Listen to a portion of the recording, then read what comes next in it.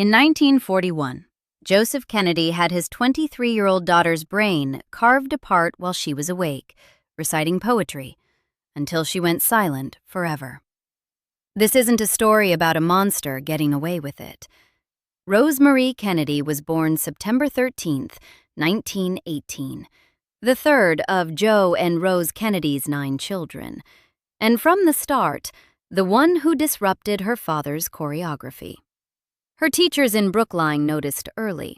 Rosemary scored lower than normal on aptitude tests, and the family responded by cycling her through special tutors, boarding schools, and convent institutions, always dragging her toward a Kennedy standard she never asked to meet.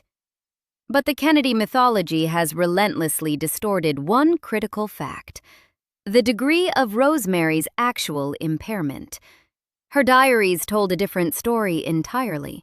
She wrote about tea dances and White House visits, boat trips, and encounters with movie stars. In 1938, when her father served as United States ambassador to Britain, Rosemary was presented to King George VI at Buckingham Palace, alongside her sister Kathleen.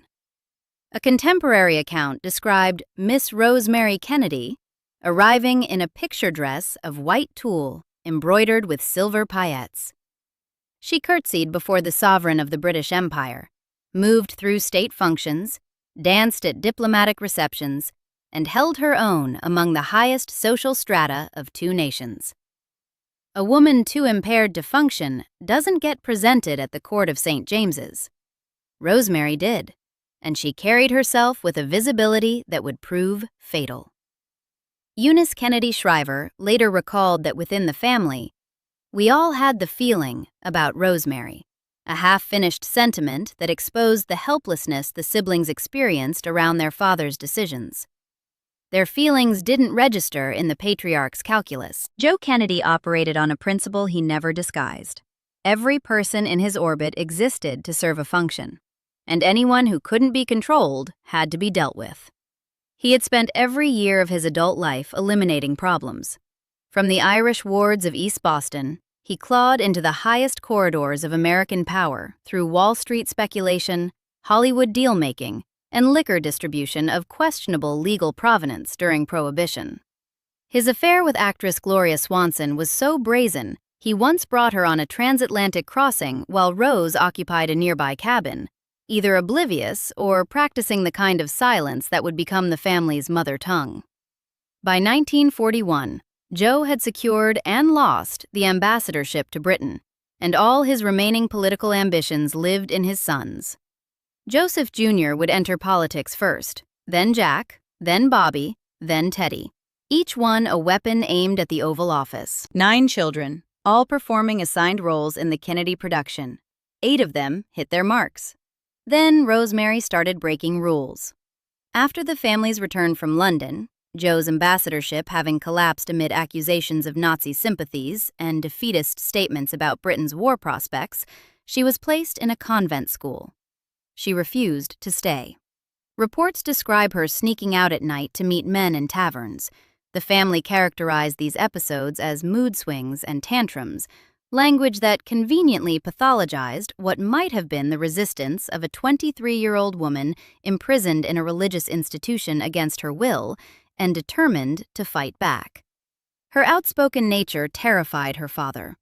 The possibility she was sexually active terrified him more. Every outburst, every night she slipped past those convent walls, carried the risk of scandal that could crack the Kennedy image before his sons ever reached a ballot.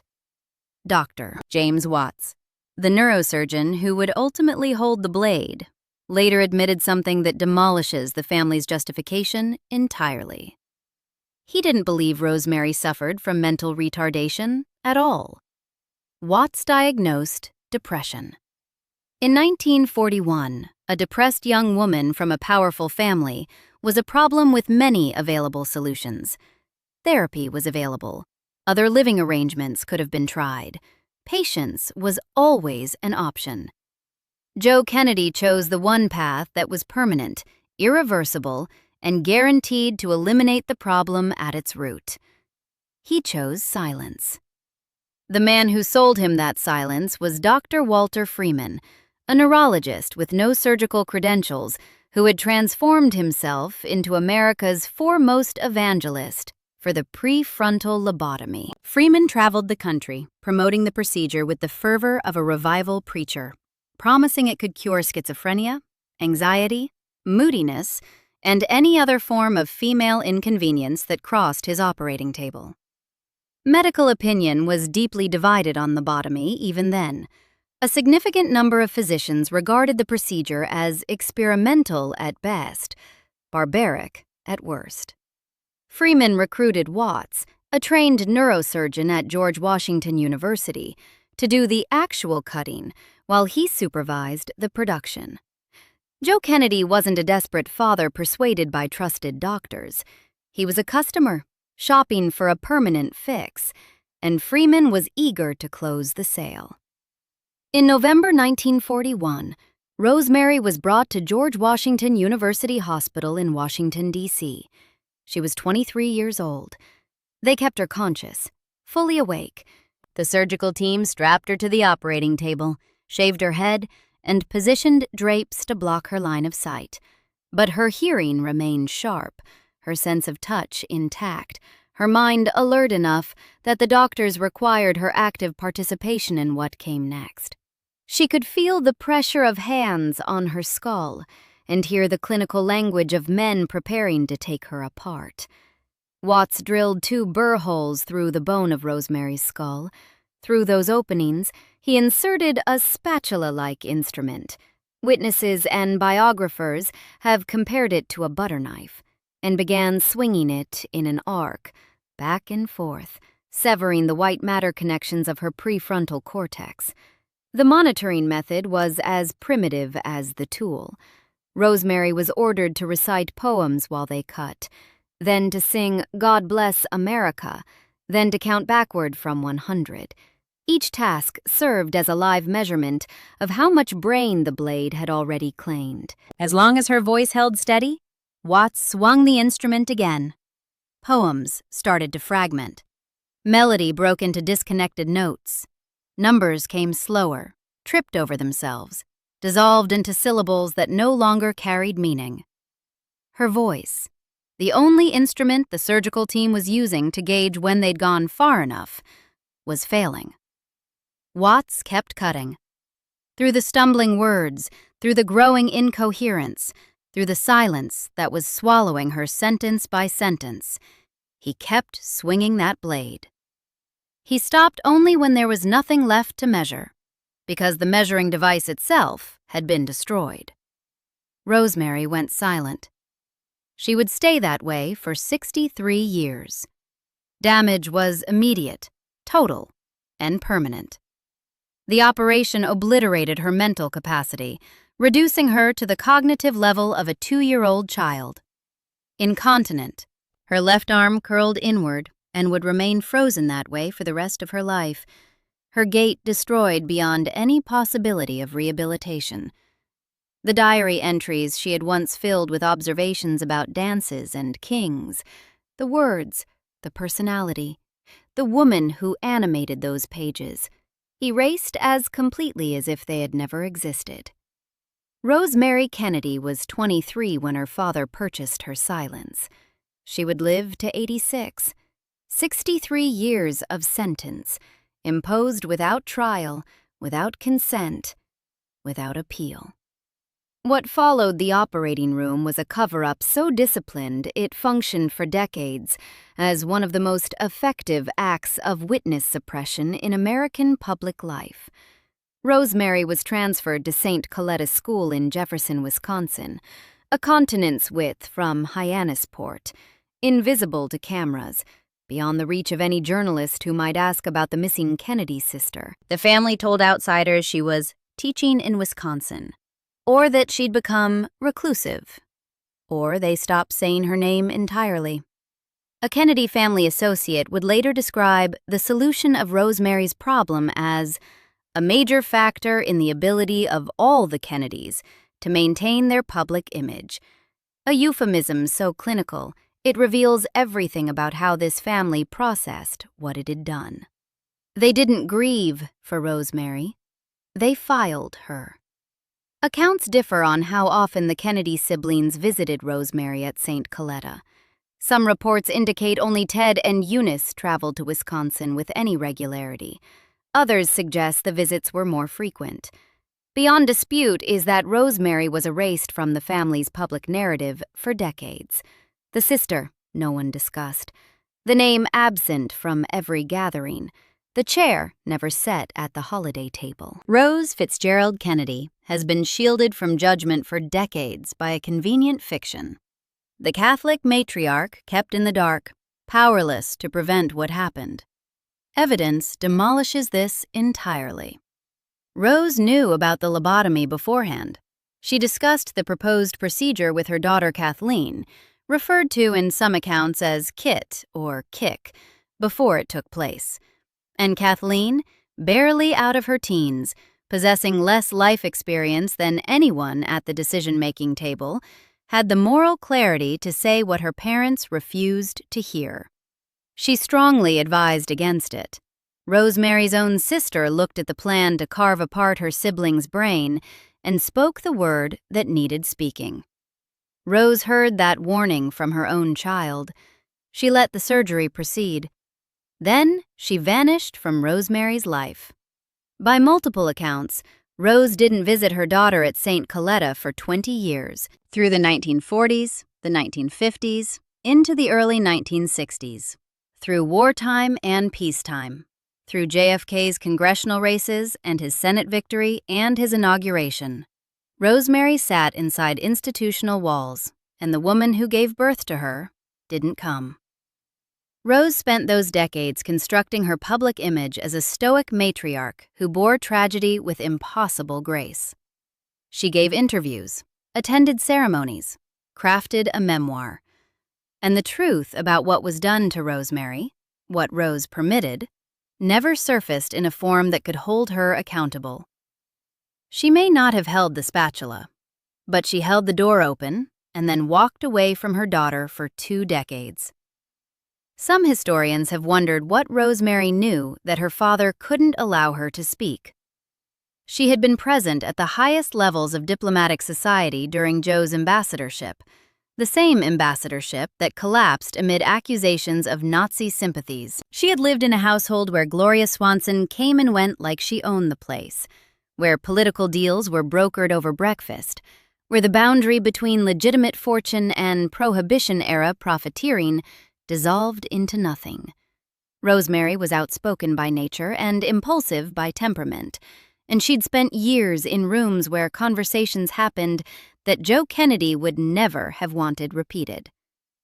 What Joe purchased with that lobotomy was 63 years of silence. Rosemary would live from November 1941 until January 7, 2005, the entirety of those decades spent in institutional care, unable to write, unable to speak coherently, unable to identify her own siblings with certainty, unable to tell anyone what she remembered about life before the knife. Her father faced no investigation, no prosecution, no earthly consequence for what he'd done. Because the other kind was coming. On December 19, 1961, 20 years and 1 month after he authorized the destruction of his daughter's brain, Joseph Patrick Kennedy Sr. suffered a massive cerebrovascular stroke at the family compound in Palm Beach, Florida. The stroke devastated the left hemisphere of his brain, producing right-side hemiplegia and expressive aphasia. Joe Kennedy could no longer walk. The right side of his body no longer answered his commands, and the faculty of speech, that instrument he had used for 5 decades to broker deals, seduce women, threaten rivals, and orchestrate every detail of his family's rise, was destroyed. The parallel between these two silencings is exact. In November 1941, a young woman was strapped to a table and ordered to recite poetry, while surgeons swung a blade through her prefrontal cortex, and the cutting continued until the poems stopped and the voice died. In December 1961, A blood vessel ruptured inside the brain of the man who ordered that surgery. Joe Kennedy was confined to a wheelchair, dependent on nurses for feeding, dressing, bathing. Every function that human dignity requires, and that he had stripped from Rosemary 2 decades earlier. By multiple accounts, the only word he could reliably produce was no. Even that emerged garbled, recognizable to family members, but registering to outsiders as raw, frustrated noise. Comprehension, though, remained largely intact. He could hear conversations directed at him and, by most accounts, understood the substance of what was being said. Cognitive machinery still turned behind his eyes, but the pathway from thought to speech had been severed. By biology this time, rather than by a butter knife. And the man who silenced his daughter sat sealed inside the same prison of awareness without voice that he had built for her. He served 8 years in that prison, from December 1961 to November 18, 1969. And during those years, the dynasty he had lobotomized his daughter to protect was destroyed while he watched. Joe Kennedy Jr., the eldest son, groomed most carefully for the presidency, had already died in August 1944 when his Navy bomber exploded over the English Channel during a classified mission. That loss predated the stroke. The next ones didn't. On November 22, 1963, President John Fitzgerald Kennedy was assassinated in Dallas. Joe was alive, paralyzed, unable to form words. Some accounts suggest he understood the gravity from the stricken faces around him before a single word was spoken. His body shook with a grief that his damaged brain couldn't translate into language. His son, the president, the product of every compromise and ruthless calculation Joe had ever made, was dead, and the father who built the entire machine couldn't produce a eulogy, a curse, or a whispered name. He sat in that wheelchair and absorbed the destruction of his life's work through a wall of silence identical to the one he'd imposed on his daughter. On June 5, 1968, Robert Francis Kennedy was shot at the Ambassador Hotel in Los Angeles and died the following day. Joe was alive for this, too. Still in the wheelchair, still imprisoned behind aphasia, still capable of understanding that a third son had been taken from him by violence, and still unable to say so. 2 sons murdered in public, and each time the news reached his wheelchair, the man who sacrificed his daughter for their futures couldn't produce a single coherent word of grief. Ted Kennedy's Chappaquiddick scandal arrived in July 1969. The last remaining son, the final vessel for the dynasty's ambitions, drove a car off a bridge on Chappaquiddick Island and left a young woman named Mary Jo Kopechne to drown. Joe couldn't pick up a telephone, couldn't summon a fixer, couldn't deploy the machinery of control that had governed his entire existence. 4 months later, on November 18, 1969, Joseph Kennedy Sr. died. He had spent his final 8 years watching the empire he built through silence and force collapse into assassination, drowning, and disgrace. All of it unfolding beyond a wall he couldn't breach, inside a body that had become his own Saint Coletta. Rosemary outlived her father by 36 years. She died January 7, 2005, at 86 years old.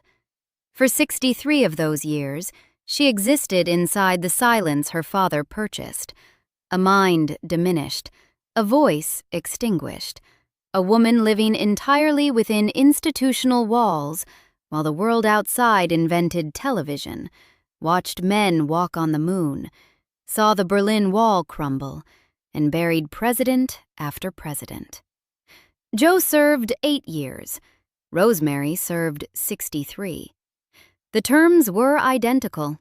A conscious mind trapped in a body that refused to carry its thoughts into the world. In November 1941, a 23-year-old woman recited poetry on an operating table, while a man with a butter knife carved through her brain. They didn't stop until her voice was gone. 20 years later, the man who ordered that procedure sat in a wheelchair in Palm Beach, aware of everything around him, capable of understanding every word spoken in his presence, and able to produce exactly one. No, the same darkness he thought he could wield without consequence came back for him. Not from a courtroom, not from a law, from somewhere older and far less interested in mercy. Subscribe for more stories like this